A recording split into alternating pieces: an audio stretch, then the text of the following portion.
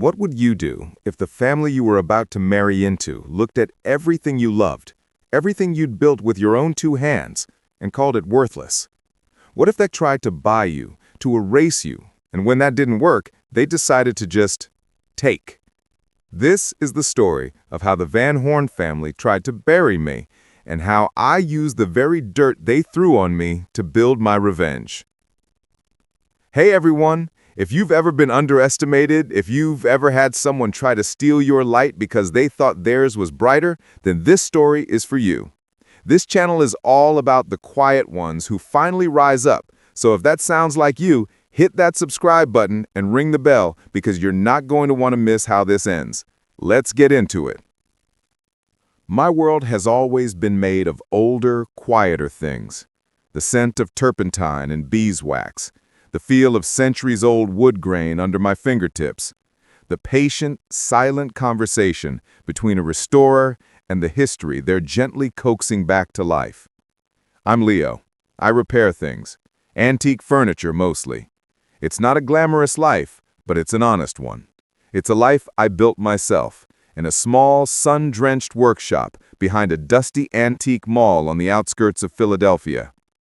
And then I met Ilara.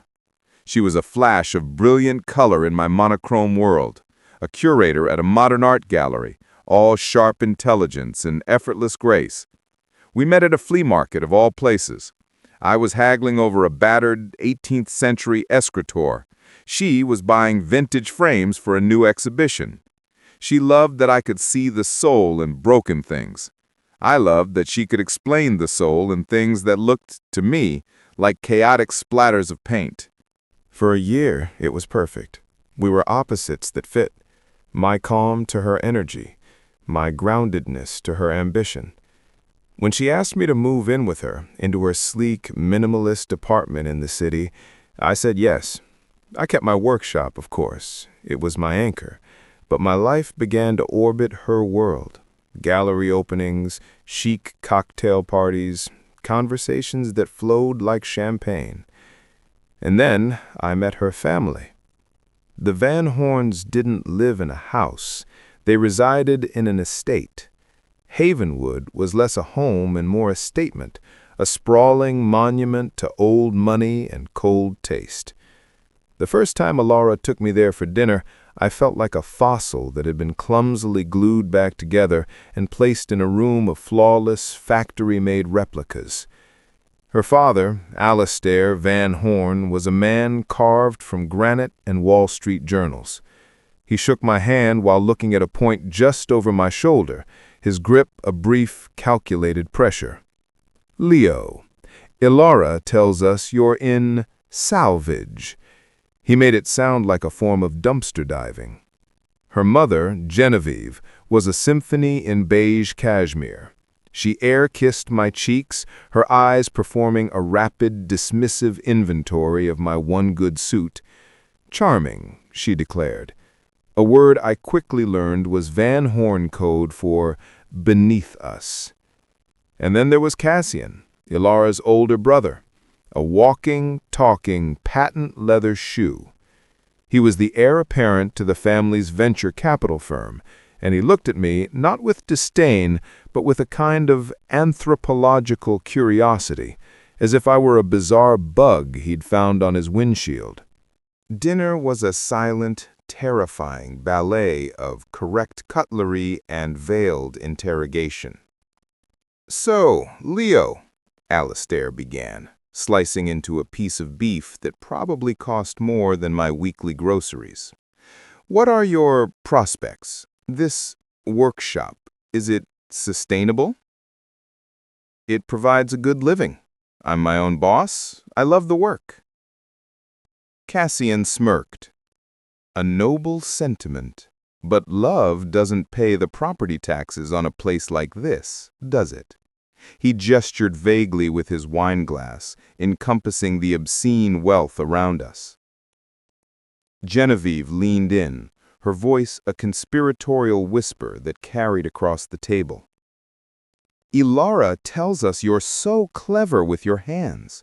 You know, we have a Louis XIV chair in the West Wing that's been wobbly for years. Perhaps you could take a look before you leave." It wasn't a request. It was a test. A command performance for the hired help. I saw Ilara flinch, a tiny, almost imperceptible tightening around her eyes. She opened her mouth to defend me, but I placed a hand on her knee under the table. I gave a small, tight smile. "I'd be happy to." Later, as I was carefully examining the chair's mortise and tenon joints in the cavernous, unused West Wing, Cassian found me. "Quite a skill set. Manual labor. Must be satisfying in a primitive sort of way." I didn't look up. "It's honest work." "I'm sure it is." He paused. "Look, Leo, let's be frank. You seem like a decent guy, but you need to understand the world Ilara lives in, the world she's meant for. It's not this." He waved a hand at the chair, at me kneeling on the floor. "We're talking charity galas, political fundraisers, connections that matter. How's your black tie small talk? Think you can discuss the Fed's interest rate policy over canapés?" I finally looked at him. "I can learn." His smirk returned. "It's not about learning. It's about breeding. It's about belonging. You don't, and you never will." He pushed off the doorframe. "My parents are prepared to make you a very generous offer. A one-time payment. Enough to set that workshop of yours up as a proper business. In exchange, you walk away. Clean break. No messy feelings." The air left my lungs. I felt like I'd been kicked. This wasn't just disapproval. This was a corporate takeover of my relationship. "I'm not for sale, Cassian," I said, my voice low. He shrugged, as if I'd just declined a second helping of potatoes. "Your funeral. Just remember, we tried to do this the easy way." The drive home was silent. Ilara stared out the passenger window, the city lights reflecting in the tears she was stubbornly refusing to shed. "I'm sorry," she whispered finally. They're snobs. They don't understand us." "They offered to pay me to leave you," I said, the words flat and heavy in the car. She turned to me, her face a mask of shock and hurt. "They what? Leo, I'm so sorry. I'll talk to them. I'll make them see." "No," I said, my grip tightening on the steering wheel. "Don't. This is my fight." I thought that was the bottom. I thought their contempt was the worst of it. But what I didn't know was that Cassian's easy way was just the opening move. The Van Horns didn't just want me gone. They wanted me broken. And they were about to show me exactly how they planned to do it. A month later, on a perfect autumn afternoon, I was on my knees in my workshop, completely absorbed. I'd stumbled upon the find a lifetime at a bankrupt estate sale, a horrifically damaged, soot-blackened painting buried under a pile of old curtains. It was a mess, but something about the brushstrokes, visible in a small, unscathed corner, something felt different. It felt important. I was using a cotton swab dipped in a delicate solvent, millimeter by millimeter, revealing a stunning, haunting landscape beneath the grime. It was slow, painstaking, meditative work, the kind of work that made the rest of the world fade away. Which is why the sound of the workshop door crashing open made me jump, my heart lurching into my throat. Ilara stood there. But it wasn't the Ilara I knew. Her face was pale, her eyes red raw. She was clutching her phone like it was a lifeline. "Leo," she choked out, "we need to talk, now." Before I could even stand up, another figure filled the doorway behind her. Cassian. He looked pleased, smug, like a cat that had not only gotten the cream, but also framed the dog for it. "What's going on?" I asked, wiping my hands on a rag, a cold dread beginning to pool in my stomach. Ilara couldn't even look at me. She just thrust her phone toward me. On the screen was a series of text messages between my number and a number I didn't recognize. Unknown number. I can't stop thinking about last night. My number. I know, me neither. She can never find out. Unknown number. It's just, being with him feels like a performance. With you, it's real. My number. We have to be careful. The prenup is ironclad, but soon, I promise. The messages went on, getting more explicit, more damning. They painted a picture of a secret, sordid affair. They showed a Leo who was a calculating gold digger, planning to cheat on Ilara and cash in. My blood ran cold. Ilara, this isn't me. I would never. I don't even know this number. Cassian stepped forward, his voice dripping with faux sympathy.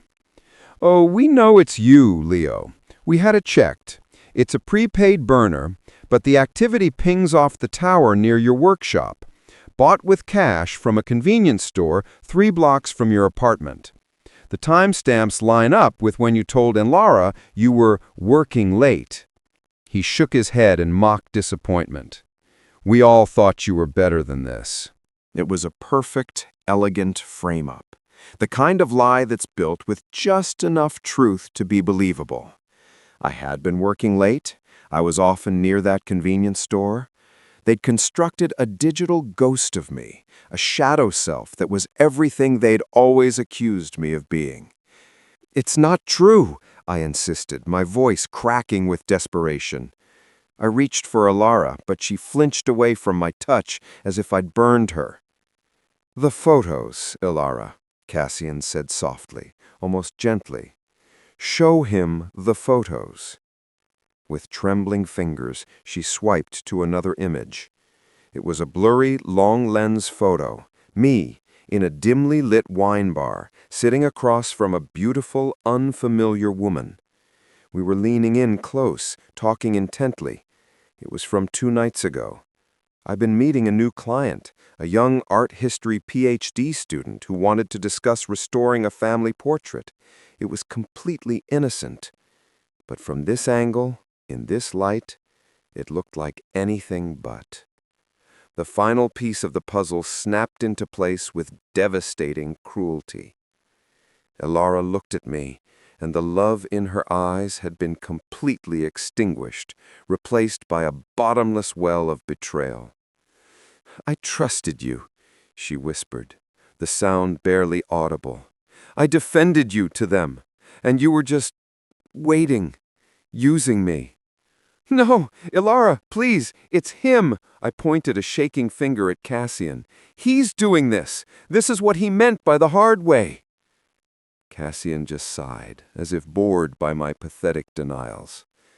"The sad thing is, we would have welcomed you. We really would have. But you just couldn't be satisfied with what you were offered, could you? You had to be greedy." He placed a protective arm around Ilara's shoulders. "Come on, sis, let's go home. Dad's lawyers are already drafting the paperwork to nullify the engagement. We'll handle this." She let him lead her away, a broken doll. She didn't look back. I stood there in the center of my workshop, surrounded by the beautiful, broken things I knew how to fix, and felt my own life shatter into a million pieces I had no idea how to put back together. The silence they left behind was louder than a scream. My phone buzzed, a text from Ilara's number, but it was from Cassian. "Ilara's phone. The locks at the apartment have been changed. Your things will be packed and sent to your workshop. Do not contact my sister again. If you do, we will be forced to make these texts public. I'm sure your clients would love to know they're hiring a lying adulterer. Have a nice life, Leo." I sank to the floor, the sawdust sticking to the tears I didn't even know I was shedding. They hadn't just ended my relationship. They'd stolen my reputation. They'd poisoned my name. They'd taken the man I was and replaced him with a monstrous reflection. The anger came later, a cold, hard, crystalline fury that burned away the grief. It settled in my bones, a new kind of foundation. They thought I was trash. They thought they could discard me, sweep me out of their perfect lives, and that would be the end of it. But they'd made two critical mistakes. First, they'd shown me their playbook. They'd revealed themselves to be ruthless, amoral, and willing to break anything to get what they wanted. And second, they'd thrown me out, but they'd sent my things back to my workshop, my sanctuary, my territory, the one place in the world where I held all the power. I got to my feet. I walked over to the half-restored painting on my easel, the beautiful, hidden landscape I'd been uncovering. I looked at it, really looked at it, for the first time since the chaos had begun. And that's when I saw it. Not the landscape itself, but the artist's signature, tiny and almost hidden in the roots of an ancient oak tree. A signature I recognized from my art history books. A signature that belonged to a famously reclusive, incredibly valuable American impressionist who had disappeared without a trace in the 1920s. A signature that made this dirty, damaged canvas worth more than the Von Horn's entire wine cellar. A slow, grim smile spread across my face for the first time in weeks. They thought they had destroyed me. They thought the game was over. But the game had just begun, and they had no idea who they were really playing with. I had nothing left to lose, and I had the discovery of a lifetime sitting on my easel. The Van Horns loved art. They loved owning it, displaying it, using it as a symbol of their status. What better way to destroy them than to use the very thing they worshipped? I picked up a fresh cotton swab. The world could wait. I had work to do. The following months were a study in silence and focus. I became a ghost in my own life. I ignored the concerned texts from mutual friends who had undoubtedly heard the Van Horn's sanitized version of events, the tragic tale of the gold-digging fiancé from the wrong side of the tracks. I let them think whatever they wanted.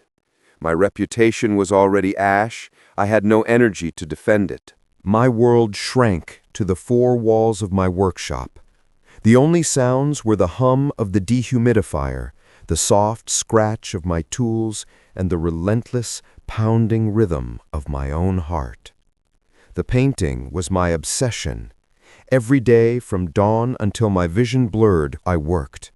I wasn't just restoring it, I was proving it.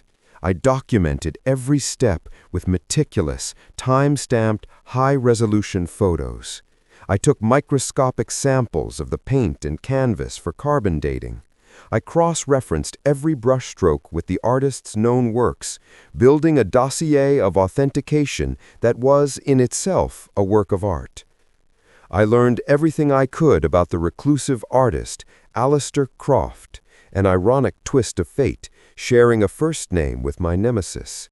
He'd vanished, leaving behind a legacy of mystery and a handful of masterpieces. This painting, Whispering Pines, Autumn Mist, was his lost swan song, mentioned in his journals, but never seen. As the stunning, melancholic beauty of the landscape emerged from under a century of neglect, my plan emerged with it. The Van Horns' greatest pride was their cultural standing. Genevieve was the chair of the board for the prestigious Philadelphia Museum of American Art. Their annual gala was the social event of the season, where they showcased a new, magnificent acquisition to a chorus of envy and admiration. That was my stage. I wouldn't sell the painting. I would donate it to the museum, in a very public, very grand gesture, but I would do it on my terms.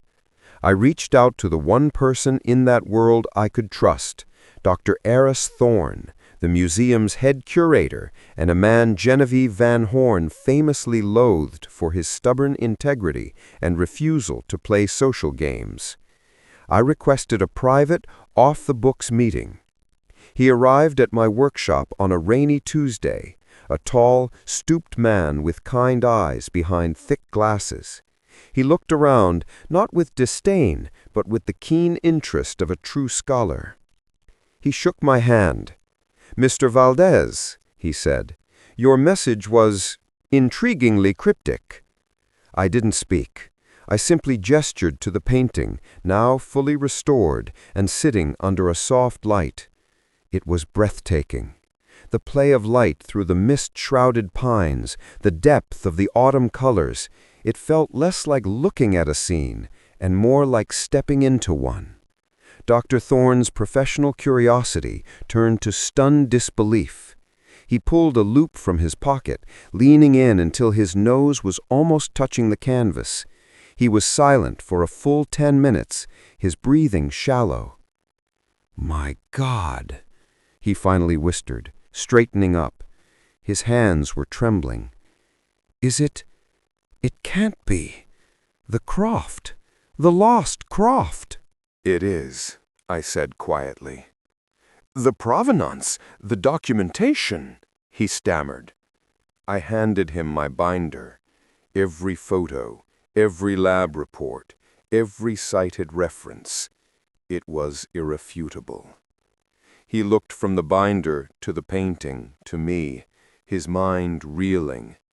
This is the find of the decade, the century. We must announce this. The museum will—" "No," I interrupted, my voice firm. "There are conditions." I laid out my plan. The painting would be donated anonymously. It would be unveiled at the Van Horns' precious gala. But the credit would not go to the Van Horns for acquiring it.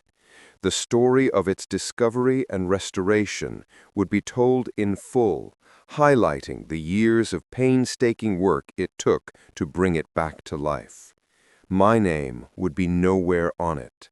The donor would be a mystery. Dr. Thorne listened, his eyebrows climbing higher and higher. He knew the Van Horns. He understood the dynamics instantly. "You're using their own event to humiliate them," he stated, not with judgment, but with academic fascination. "I'm using their event to show them what real value looks like," I corrected him. "It doesn't come from a bank account. It comes from this." I pointed to the painting. "From patience, from skill, from respect for the past. Everything they don't have." A slow smile spread across Dr. Thorne's face. It was the smile of a man who had been forced to kowtow to wealthy donors for too long. "Miss Van Horn will have an aneurysm." "That's not my goal," I said, though the thought was not entirely unpleasant. "My goal is to give this painting to the public, and to show one specific family that the world they think they rule has a foundation they know nothing about. Do we have a deal?" He looked at the painting one more time, a look of pure reverence on his face. Then he looked at me, and for the first time I saw not pity or curiosity, but respect. "We have a deal, Mr. Valdez." The weeks leading up to the gala were a surreal countdown. Through Dr. Thorne, I received a formal, embossed invitation to the event. I imagine Genevieve's hand trembled with fury as she was forced to address it to me. To refuse would have raised questions she couldn't answer. I spent my last savings on a single, perfect classic black tuxedo. I would walk into their lion's den, not as a scruffy restorer, but as their equal. No, as their better. The night of the gala arrived. I stood outside the museum, a temple of light and sound, and took a deep breath. I could hear the murmur of the crowd, the clink of champagne flutes, the sound of everything I'd ever been told I wasn't good enough for. I walked in. Heads turned. The murmuring dipped for a second. I saw the flash of recognition, then confusion. I saw Cassian first, holding court near a towering ice sculpture. His smile froze, then twisted into a snarl of pure hatred. He took a step toward me, but Alistair, standing beside him, placed a warning hand on his arm. Alistair's face was a mask of cold fury, but it was tempered by a flicker of confusion. They couldn't make a scene. Not here.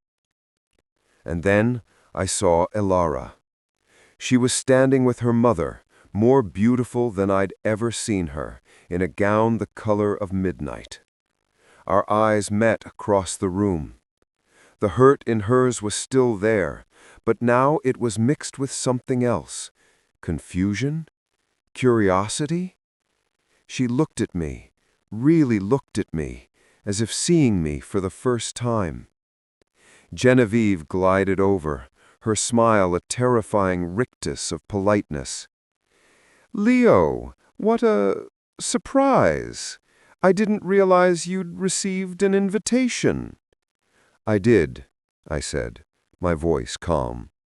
"I wouldn't have missed this for the world." Before she could respond, the lights dimmed. A spotlight hit the small stage at the front of the room. Genevieve was forced to turn away, her posture rigid with rage. Dr. Thorne walked to the podium. He gave his usual spiel, thanking the donors, the board, the Van Horns for their generous support.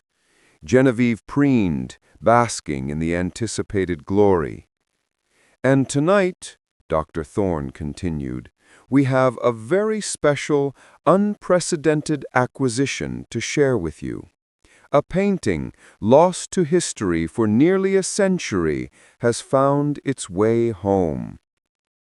A nervous, excited ripple went through the crowd. This was the moment the Van Horns lived for. "The museum has received an extraordinary, anonymous donation. A painting by the elusive Alistair Croft, titled Whispering Pines, Autumn Mist." A collective gasp went up. These people knew their art. They knew what this meant. Genevieve's smile was triumphant. She was already mentally writing her speech, taking credit for facilitating this coup. But Dr. Thorne wasn't finished. "The story of this painting is not one of a simple purchase," he said, his voice growing more powerful. "It is a story of resurrection.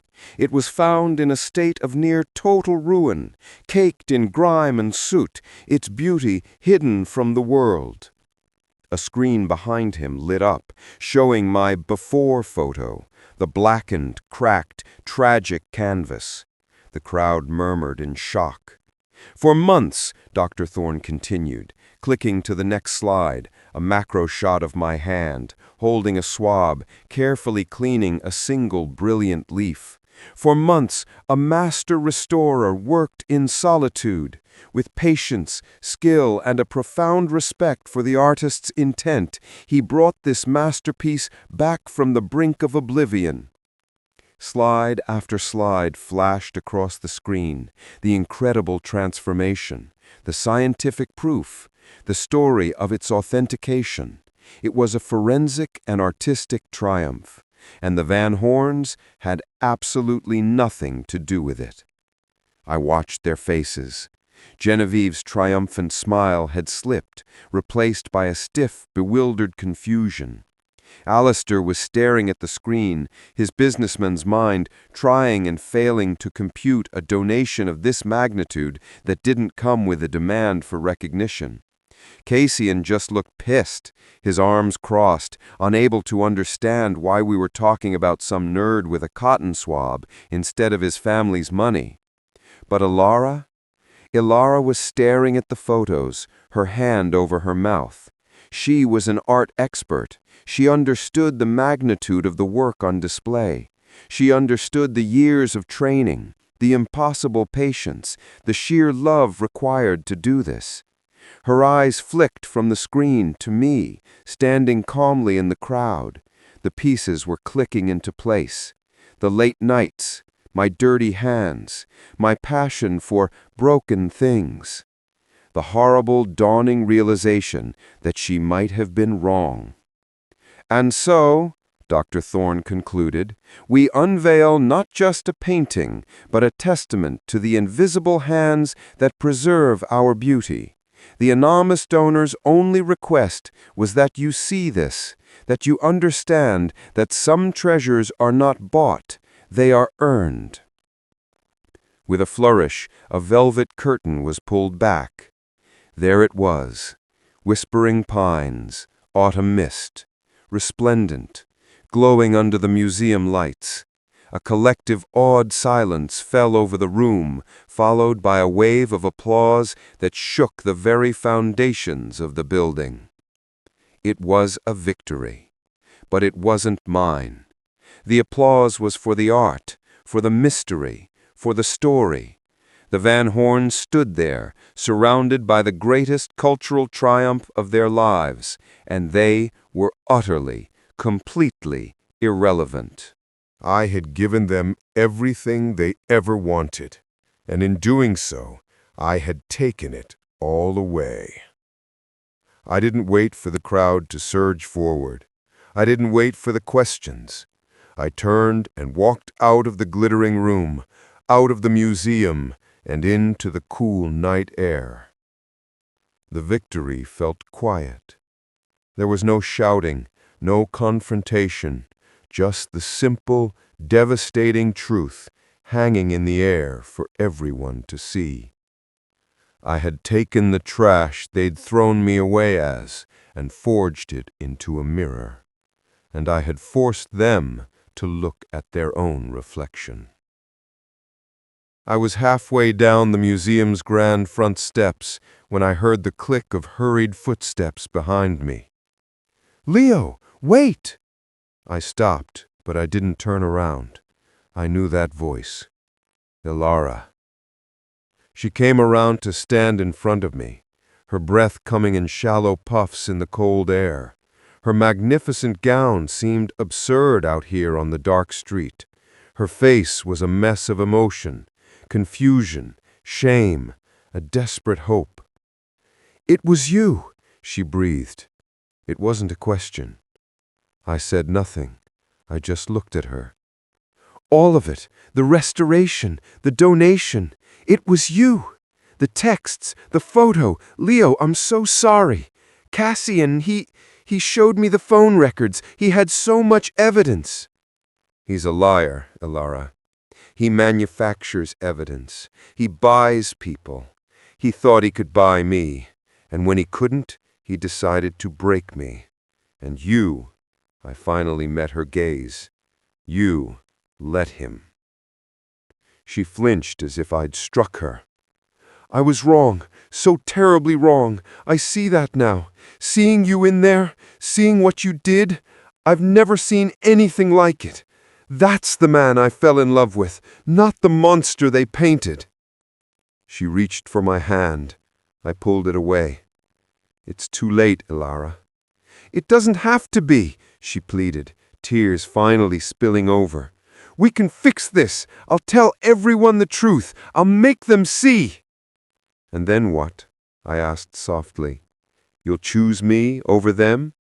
You'll walk away from Havenwood, from the money, from the name? You'll come live in my dusty workshop?" She stared at me, her mouth slightly open. The silence was her answer. The idea was so foreign, so impossible, it hadn't even computed as an option. And in that silence, I had my final closure. "You can't," I said for her. That's the difference between us, Ilara. I would have lived in your world for you, but you would never even visit mine for me.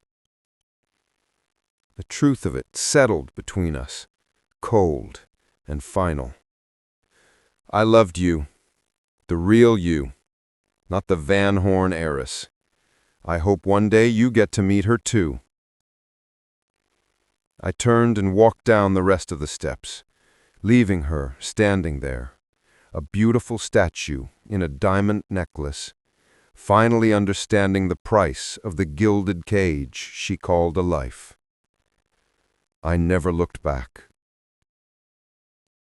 The Van Horns tried to destroy me because they thought my value was determined by my net worth. They thought truth was something that could be bought and sold, edited and manufactured. But they were wrong. Real value is quiet. It's the patience to restore something broken. It's the integrity to do the right thing even when no one is watching. It's the strength to walk away from a beautiful prison with your head held high.